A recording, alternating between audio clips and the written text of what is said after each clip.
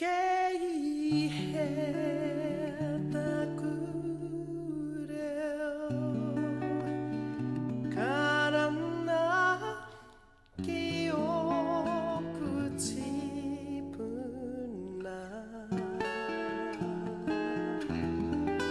Hoki mai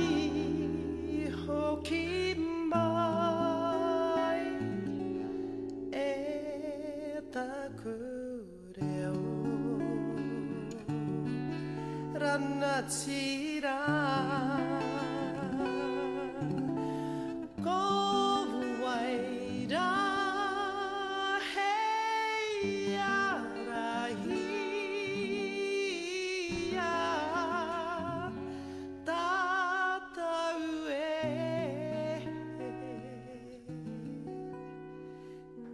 Tīkina te pūtake o nā kōrero o te wānanga, tīkina te hautapu o nā riki kauwhatātau e kawe nei nā kaupapa o rātau mā tēnei te mihi atu ki a tātou. Nā ti mania poto, nai tū hoi, te whānau āpa nui, tai nui, tēnei te mihi atu ki a tātou. Nei ke tātou e kawe nei tēnei kaupapa i tēnei rā. Anō reira tēnei te mihi aki nei ki a tātou katoa i tēnei rā. Kia ora tātou. Kia ora, tēnā koe Tiki, e te ranatira o tēnei whare. E mihi nui tēnei kia koe mō I whakatūwhera mai tō whare. Kia ora whānau. Beautiful to have so many talented, amazing, creative, next level human beings in this whare. So for me, I built this space so that we could do this kind of stuff with the people that I am totally inspired by and people that are doing next level stuff. So no mai haere mai, welcome. Kia ora. Thank you. It's quite amazing and a purpose why I feel we've been brought together. Everyone's a genuine little powerhouse to come together and support one another in this kaupapa. I actually feel that te reo Māori deserves this treatment. So the best of the best, te reo Māori deserves this. Kia ora everybody, my name's Kings. My journey here has been a spiritual one, I want to say. It's not, this wasn't a musical journey for me, but it became one naturally just because of what I did.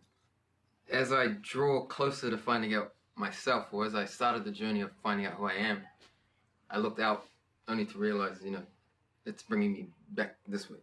And I've been home since then. It's been a two-way with Donnie and Stan, and I've met you there for the first time, properly met you at home out of all places, which to me is kind of like what I mean.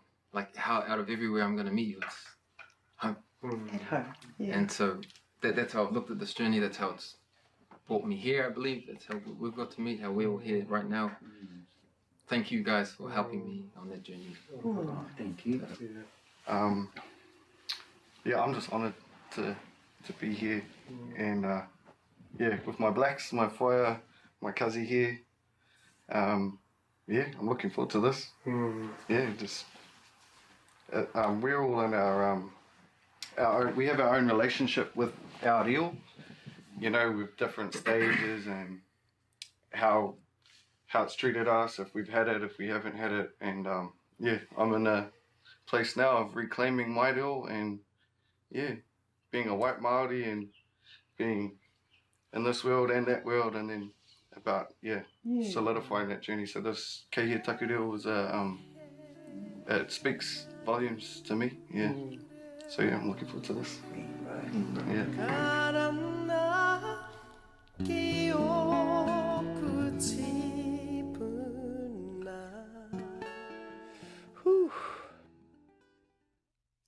Ko te ingoa o tēnei kaupapa, e pāna ki nā kōrero tuku iho.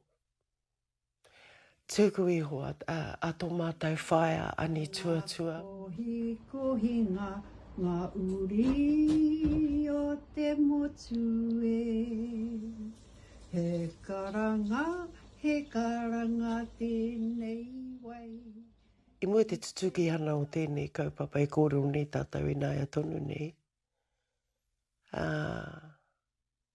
I whakawhitia e taku māmā, a pairau, tō mātou māmā, te puna o te reo, nā kōrero, Nā te mea, kei te moi o tātou nā mea pakeke nei, hi koe ei rātou I roto I te ao pakeke, iwa te kaumātahi te pakeke o taku whaia, iwa te kaumātahi.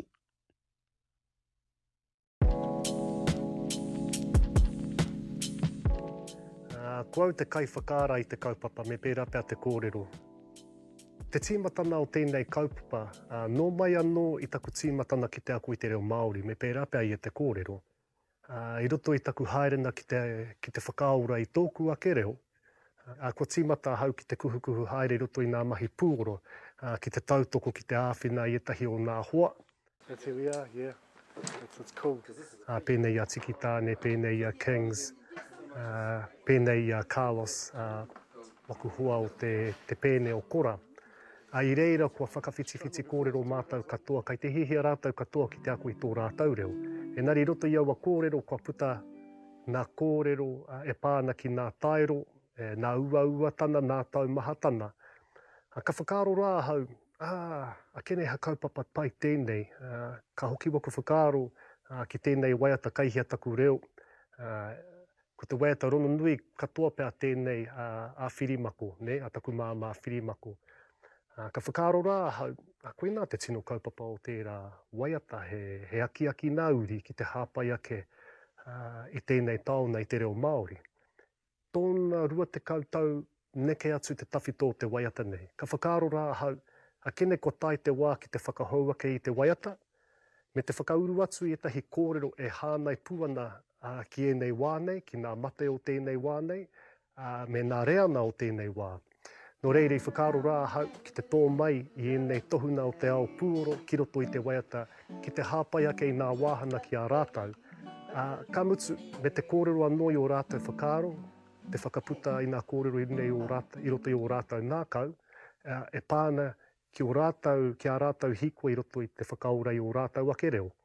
No reira, I ko nā whakaaro hiaia hau, a kene koe nei te kaupapa whakakotahi hia mai, tātou ki nei te kaupapa o te waiata, engari I nei tēnā, me kimi anō I nā wāhana ki te whakaputa I nā kōrero I roto I nā kai pūoro nei. Ai.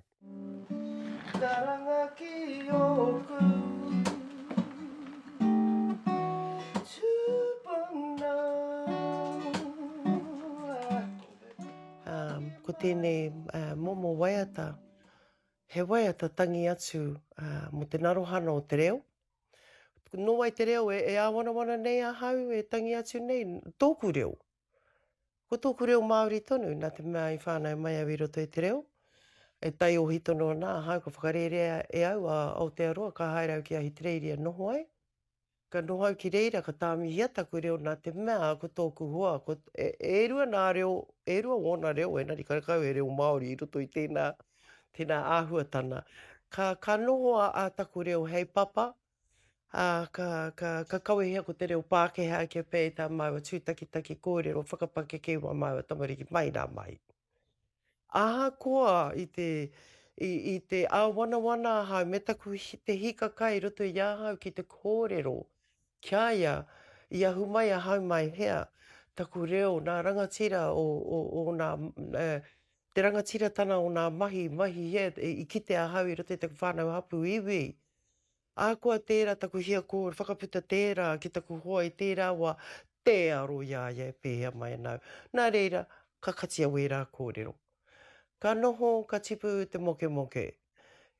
I roto I nā wā, nā taumāheke, ka tai mai te wā, ka wehe māua, ka hoki mai ki te kaina. Engari, ko taku hoki ana mai ki te kaina, ko taku hia, ki te whakahoki mai taku reo Māori, kia kōrero Māori waku tama, e rua wā māua tamariki, wā māua tama.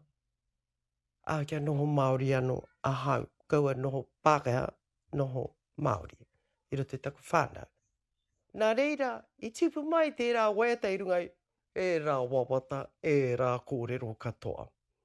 Ko taku tino wana, kei hoki mai a hau ki te kāina, nei ka tūtaki au aku I rā mutu pēnei te pakeke wako mokopuna I nāene, he pai ake o rātou reo Māori wōku. Tuatahi, kei mate te whakamā. Tuarua, Kei mōhio ka whakatūhia rātau ki te karanga, kei karanga mai rātau, kei tukuna mai te karanga kia hau i te papa rere rani ko kore au e mōhio mea hau.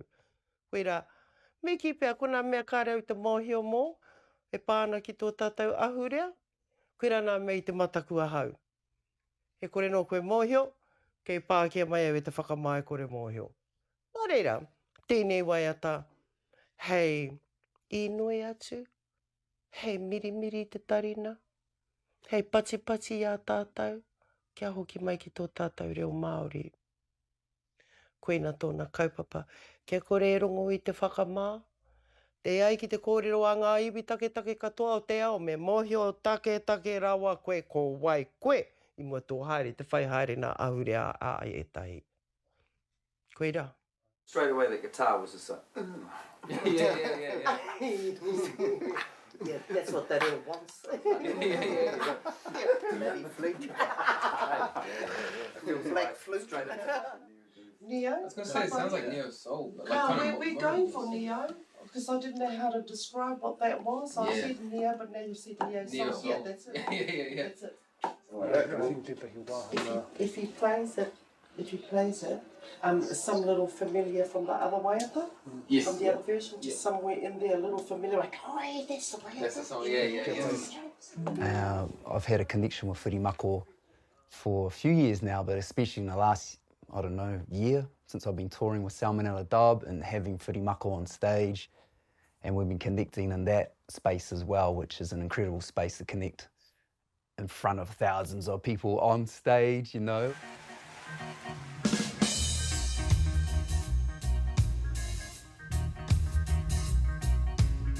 She's been super inspiring, rocking out to drum and bass and dubstep and dub, and yeah, it's been really awesome. So for me, this has been a beautiful journey too, just to help capture it. So my job is to be the recording engineer.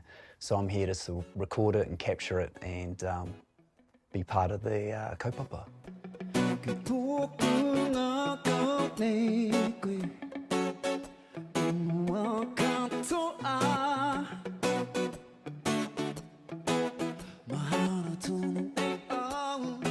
So yeah, I grew up in Ōtautahi and no reo at all.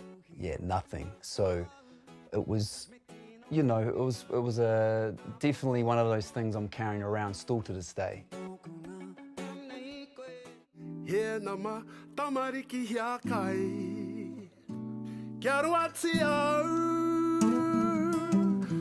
I play with kora. Done some mahi with Troy, our national treasure, Troy King. Moana Maniapoto. Moana Māori Quartet.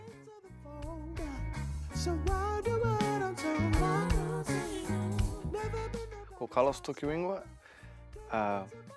No te kaha ahau, no whitianga ahau, te whanaapuni. The point that I found that my reo was important, I think, at that age I was probably 8 or 9 or something. Yeah, around. I was pretty young, maybe not young enough, and it was kind of something. It was just like a seed that was planted and that I held with me, but it never eventuated into anything until, you know, in my 20s, and then I learned it at school, but didn't learn it deep enough. What am I now, 7, 8 weeks into Te Tohu Paitahi, learning about my mākus and nākus and māwais and nāwais, and yeah, I think I'm going to the basics of structuring sentences and, you know, ahi te wā mātou haere ai, all this, you know, why do you put I after haere and why is mātou there, and then negating a sentence, you know, yeah. So all that stuff, yeah, I'm in the thick of it now.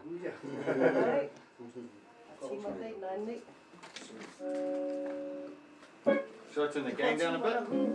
For the guitar? What do you reckon? Miss Gain, what do you reckon? Yeah, keep playing the riff that you're going to play, and I'll have a fiddle.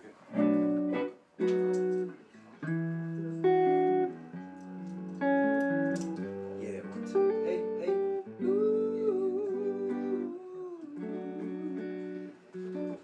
it's the message behind what we're doing, you know. It's like Kei Hea Taku Reo, like where's my reo?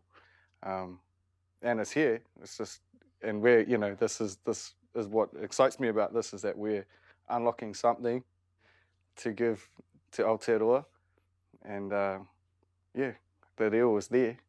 We just gotta search for it. I know every Māori out there that doesn't speak reo, there's a calling, the te karanga o te ngākau, that they know that, you know, you out there, you know, that there's a part of you that wants to speak that hasn't got there yet, but don't be whakamā. And I hope that this song does that for you guys.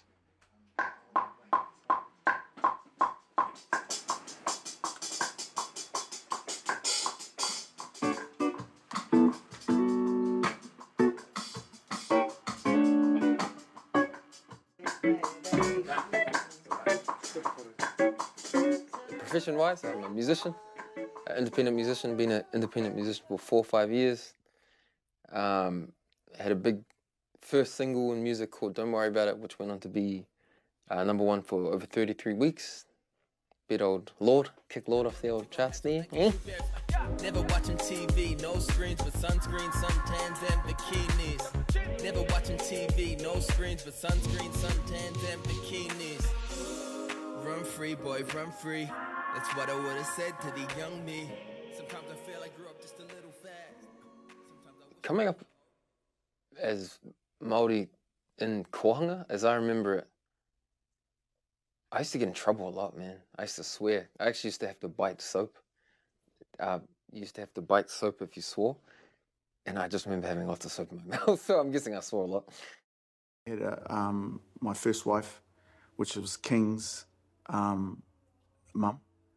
She's Samoan, but she was raised in a Pākehā family. So she was disconnected from her own whā Samoa. And so culturally for King's, it was always difficult for him to try and connect with his taha hāmoa. And then when it came to his Māori side, when my first wife and I split, I was the only connection that he had to his taha Māori. This is my take from it as an older man looking back. I think it was more that my mum, it hurt my mum to see us become my dad, you know, so she almost tried her best to avoid it. She used to be able to speak te reo as well. And she told me that quite recently. She used to be able to speak and she'd speak with us. And so when he left, it was kind of like, oh, well, that's all gone. And I don't think it was intentional for her. I think her emotions maybe got the better end of her. But I think if she could have a redo, and if she knows now the mamai that comes from it, she would definitely have kept it going. So, yeah.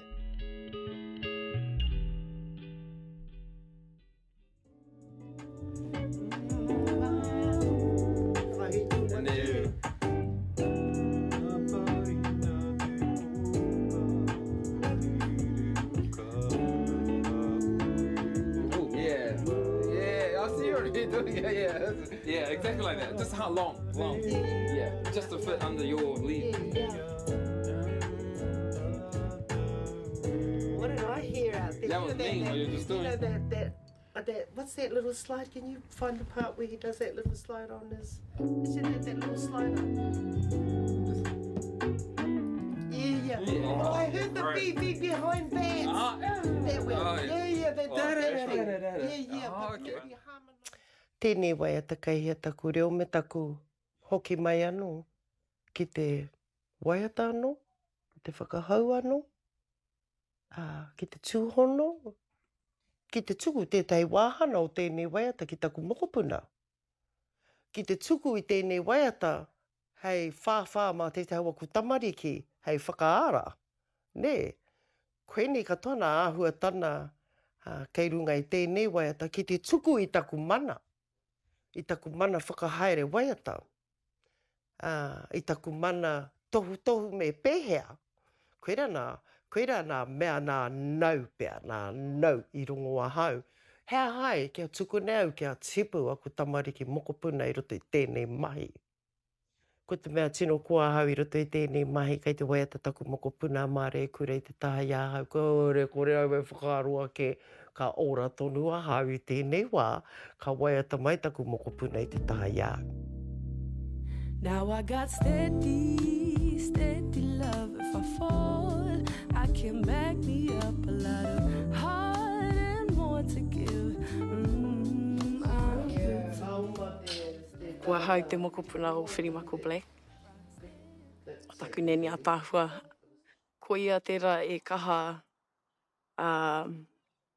you know, kaha encouraging, you know, she's really handy on encouraging me in my music and stuff like that. And she's probably one of the only people that actually get me in terms of music. I would say a little bit more than my mum. Love you, mum. But, you know, in terms of just that depth and when you talk about music, that's my nan. That's probably who I will always run to.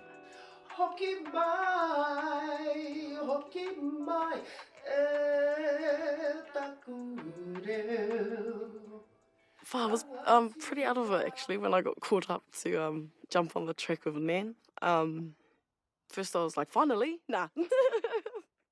Nah, but on the like honestly though, I was absolutely honoured to be a part of this kaupapa with my Nan, and it was quite relevant because I thought it was it's also a part of my journey, you know. I'm on that journey trying to get back to my reo, and I just thought it was a beautiful kaupapa to be a part of.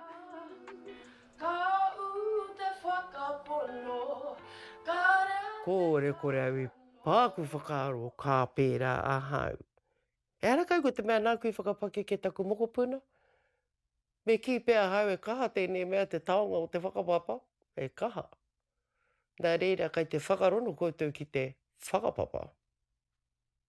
He karanga tēnei wai, ki te matatahi o tēnei wā. Hapai nā te oha, te ōhākī a queen o Roma. Just the process of us changing all the kupu, because even some of those kupu were new for me, but it was cool to just find like alternative, you know, kupu that hanga to this kaupapa, but are also quite understanding to my reanga as well.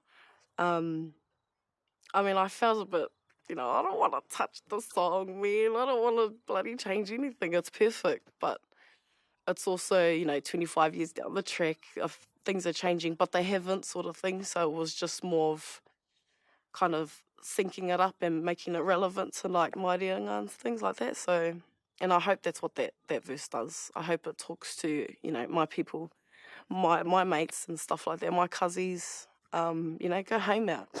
Go home, go talk to your nan, go talk to your little cousins. Ko te mea tino kua nai mō tēnei, ki te waku tamarike hia ana ki te whakamahi tēnei waiata mō te kaupapa reo Māori o te kaupapa ahu rea Māori. Koina te koa I roto I iāhau.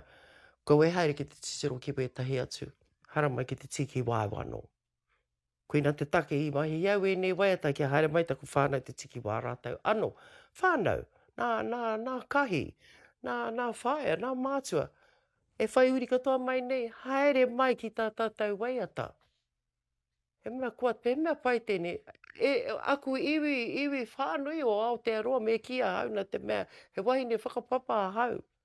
Ko ki te awa kutu hono I roto I nā waka katoa, haere mai tātou ki te hāpai tō tātou reo.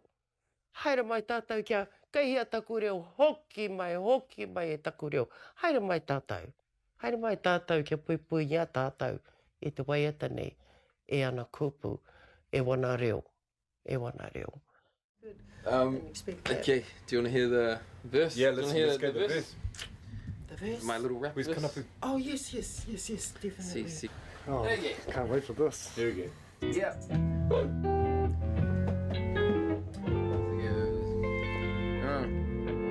I've been putting things off, blame the offspring. It's easy to forget, life's exhausting.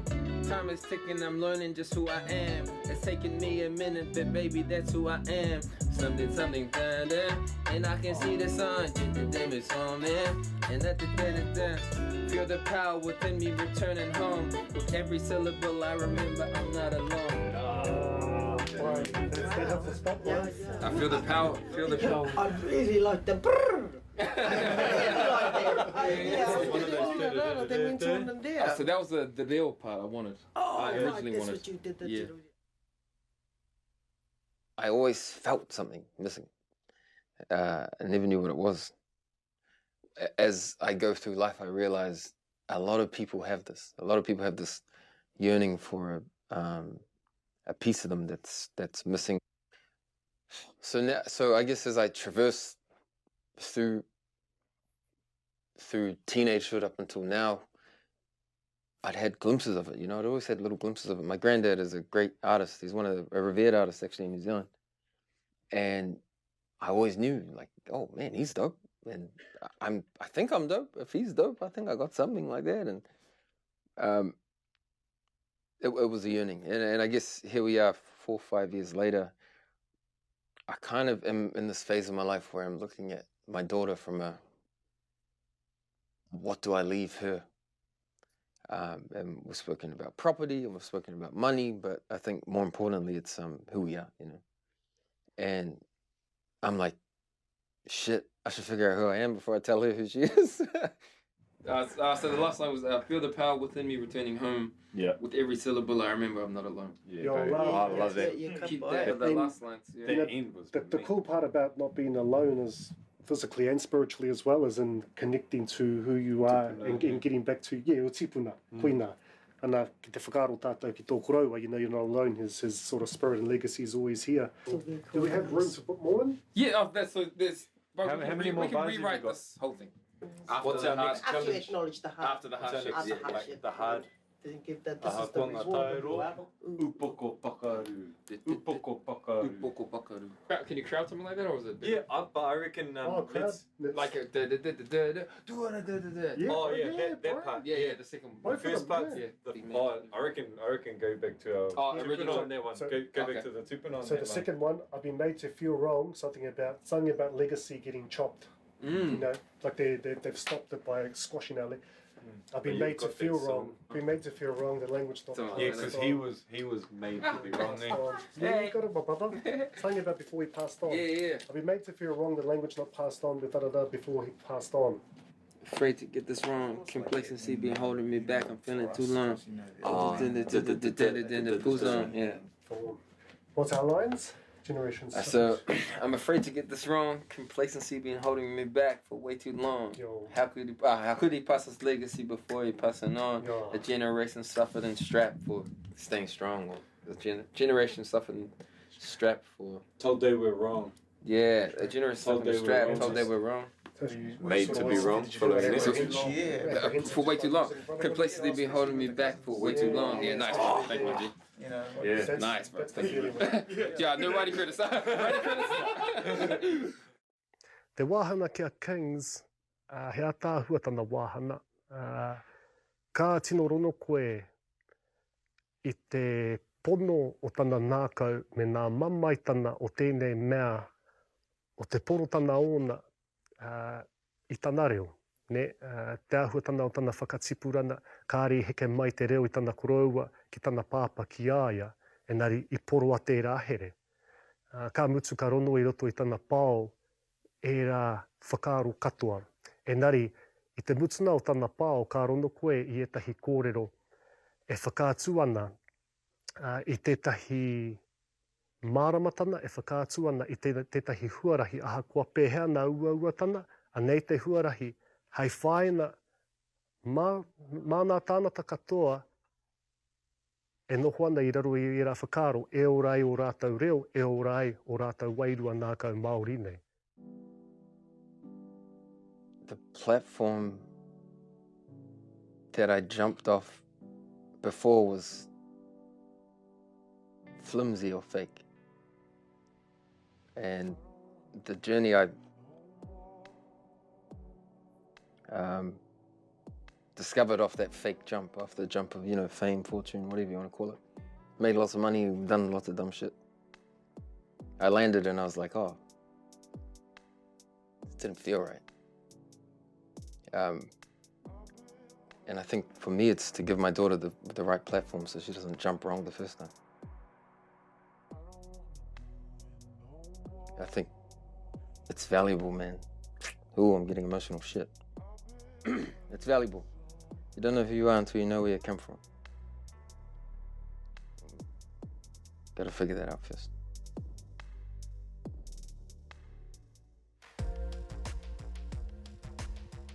My papa, Uekaha, wasn't really passing that down, the reo down, even though he was brought up as Māori was his first language. He moved from Waitomo down to Christchurch, and he learned pretty quickly not to speak reo. And so I think in his eyes, he was possibly thinking he was doing us a favour, possibly. You know, why would you need to learn that when we're trying to fit in Ōtautahi Christchurch, which is very colonial, very Pākehā. So for him, I think that projected onto us. And if it wasn't, you know, my mama, she saw that and she really wanted to learn the reo and try to teach us. Ko Lynn Jarman tōku ingoa, ko Jarman te tingo tōku papa.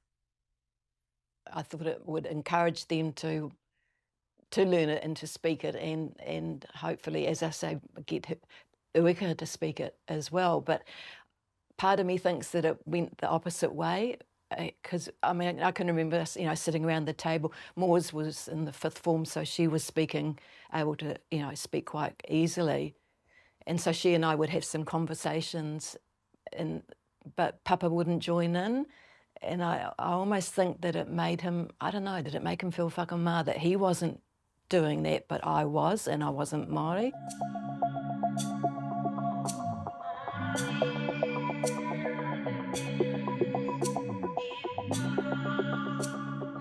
And I reconnected with my papa, Uekaha, and he was going through his transformation too.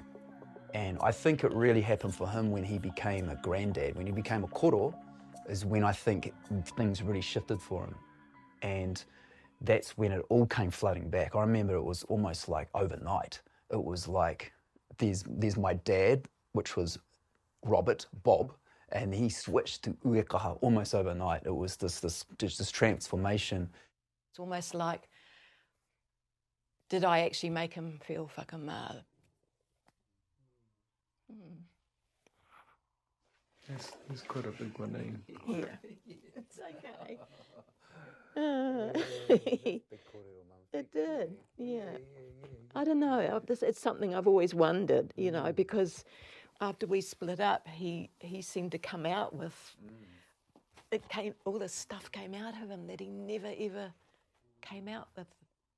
And he was this, like, he was hungry, and it was just coming at him, flooding, like in his dreams and his sleep, you know, all the stuff was coming to him, and he was starting to connect again. And then I started to see that, and I really started to connect with him. And as I was breaking out of Salmonella Dub, who I'd been with for 11 years, just going crazy around the planet, and connected with Dad and Nina Kei, my sister and my mum, that's when I started to really ask Dad and go, hey, can you help me write this waiata? And our first waiata was Tangaroa.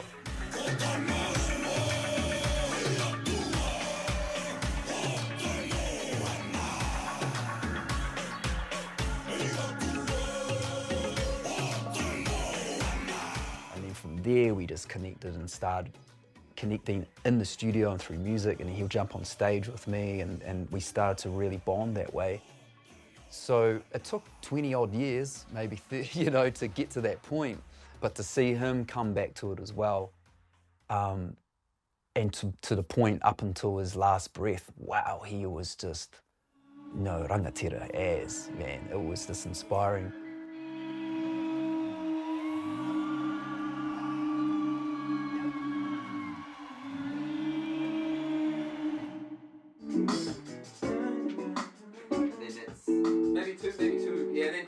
Double at the last.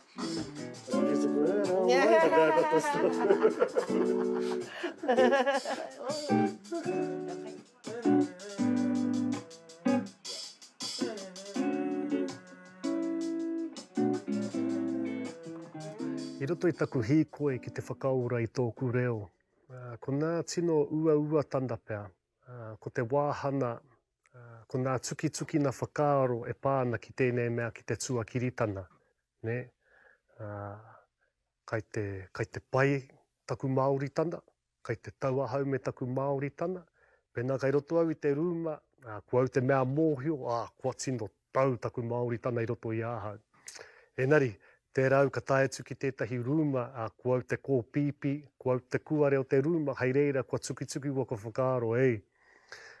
Kua ahua nahoro taku te tūrana waiwai waku whakaaro, te tūrana waiwai o taku tuakiritana, kai reira kua uiui atu anō koe ki a koe.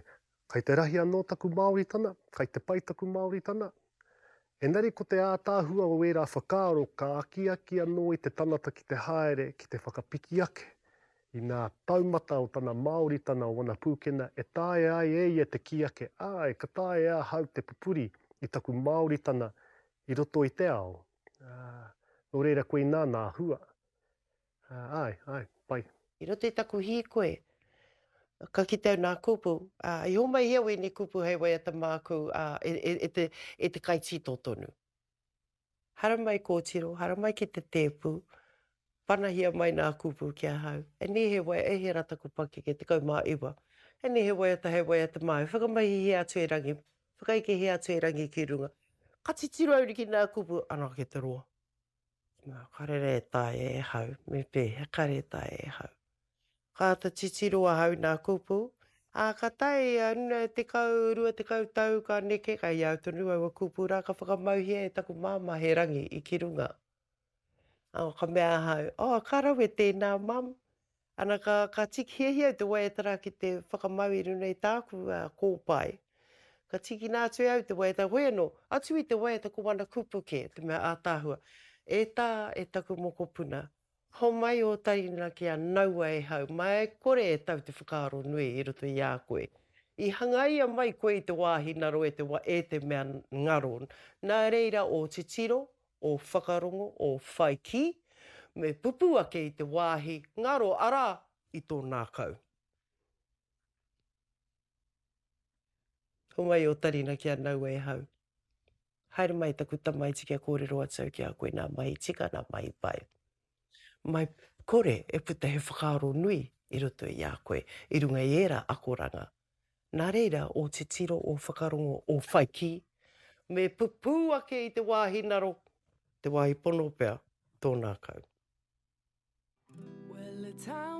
Because the thing is, like, I know it's there, and I know it's always been my first language and things like that, and but in Tāmaki, the reo's a lot different to our culture at home. It's a lot more for education. They've turned it to the Māori nowadays is a lot more for tauiwi to learn. It's not more like you talk to people that have learnt it in the past 2 years and you talk to a kraua from, back home, completely different language. And that's what I know. I know the kāinga, the reo from kāinga, the ones that's spoken from all our kraua and our kids and all of that. And it's not even like flash. It's literally just translated to just so that you get, you get the point sort of thing. So, and that's the kind of Māori I like. So when I try and speak Māori and Tāmaki, it's like, nah, you got to grammatically correct it, or it's wrong. So, yeah, that would be the meanest struggle. I wouldn't say it's lost. For me, the frustration is that it's right there. And I know it's there. It's literally looking at me every day and it's like, kia ora, you going to give me some loving or, And that's probably the battle that I fight with myself all the time. Is like, I know she's there, she's itching to come out, she's itching, to kōrero to people and teach my mates and my brother and everything. But there's a little barrier in between us, which is that distance that I've lost. So it's just finding, I think, just the courage and confidence again, to kōrero and tuhi I te reo Māori and all that stuff. And I believe that's going home for me. So in terms of this kaupapa, absolutely massive for me.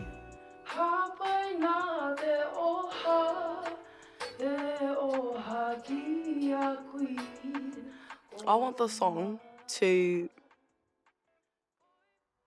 really make my generation fiend to go home. Because there's a lot of us out there that are so whakama. But, you know, when you're whakama, you make your friends whakama. And that's a big reason of why we don't kōrero to each other. I've spoken to my mates about this. And, you know, I know that they've all grown up speaking te reo Māori, but nowadays we're in the clubs, we don't, you know, what is te reo Māori? And I had a conversation with her the other day and I was just like, girl, we know how to talk Māori. How come we don't talk? It's like, it just doesn't come up, you know? And I was like, well, why? And she was just saying, you know, no one speaks it. So, you know, sometimes you want to speak, but you don't know if they'll understand. You don't know if they're going to talk back to you because some people are whakama, they'll give one-word answers sort of thing. So if you just, in little baby steps, like I want us to just make baby steps. If, you know, no mai te hapa, you know, the faster you hapa, the faster you ako, you know, the faster you learn.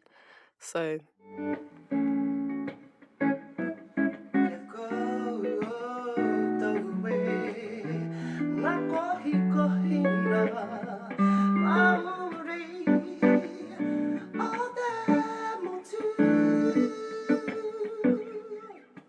Me pono tātou ki a tātou, me pono.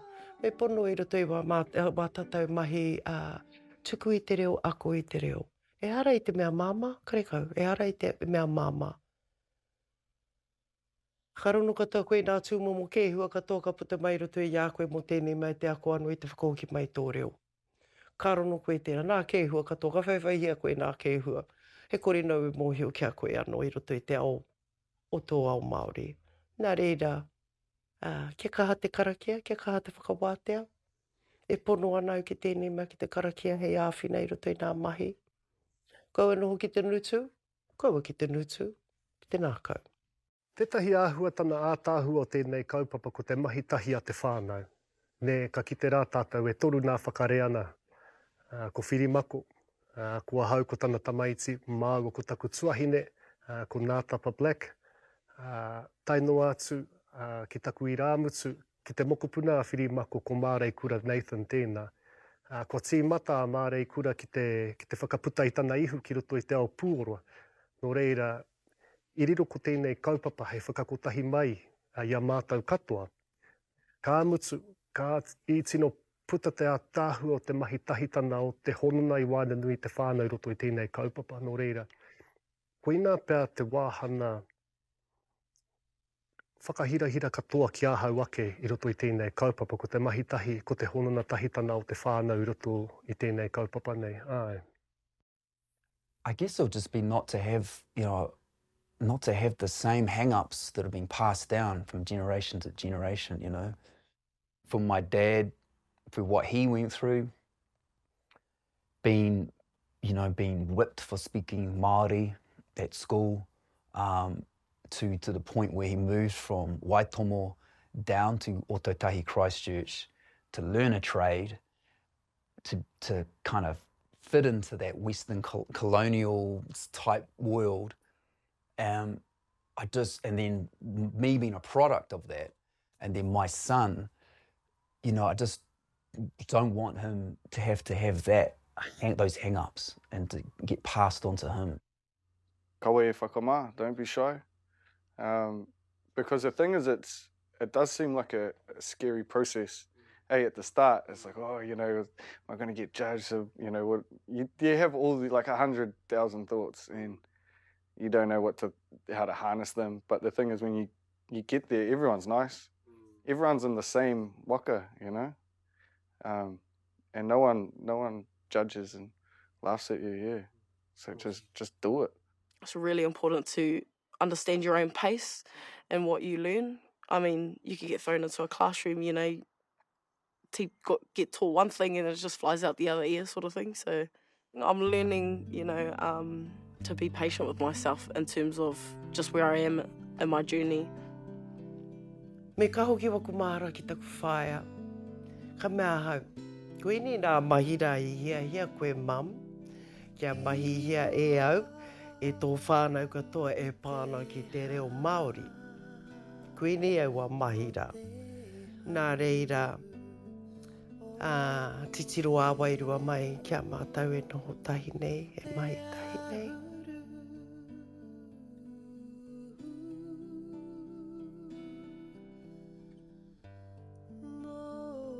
Nā wini mahi, mam. Nā wini mahi tuku mai kia mātai kia hau. Nā koro ko tēteni wawata kia hāpainia hea te ao Māori. Kei te mai katoa mātou nā mahi e ia nā korua tahi. Mo tō korua iwi Māori.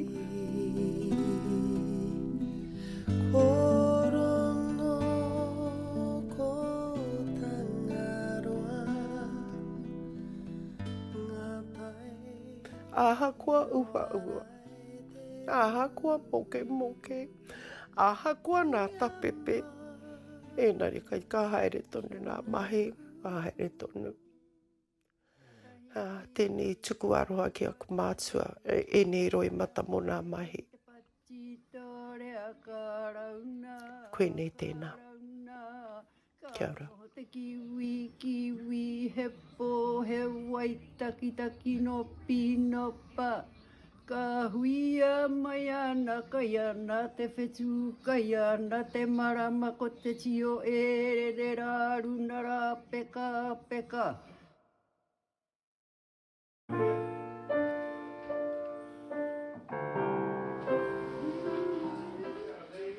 How are you feeling today, Whiri? I'm good. I'm good. I'm surprisingly good today. Just fake it till you make it.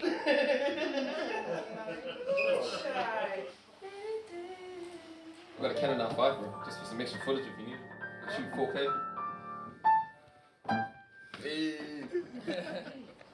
See, oh my God.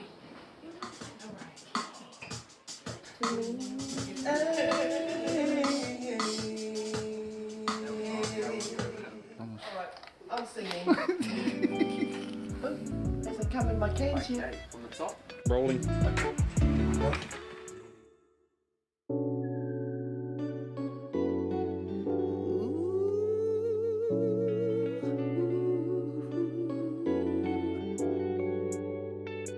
Kei Hea Taku Reo, karanga ki o kutipuna. Hoki mai, e taku reo. Rangatira ko waira, hei ora hia, tatau e, ngā kohi kohinga, ngā uri o te motu e.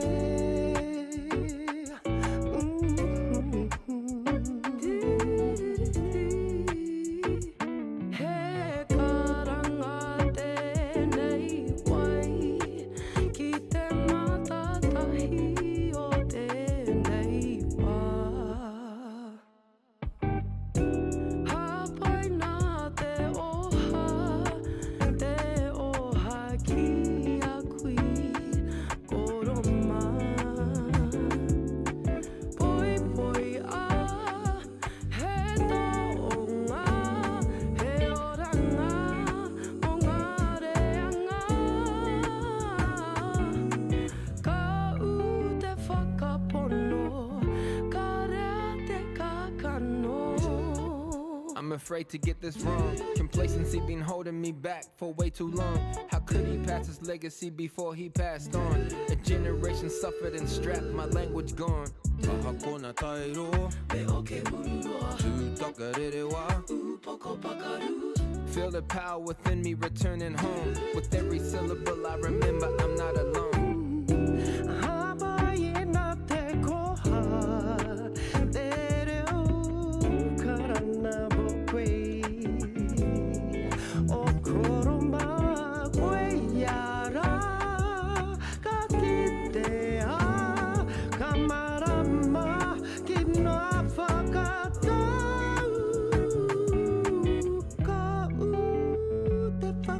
pono ka rea te kakano. Hei oranga, mona reanga. Hei oranga,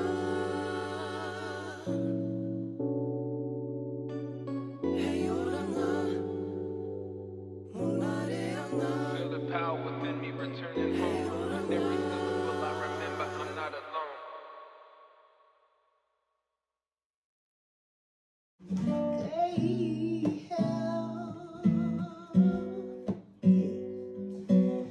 Kei Hea Taku Reo Karanga ki oku tupuna Hoki mai e taku reo rangatahi ko waira hei arahi ia tatau e nā kohi ko hinga ngā uri o te motu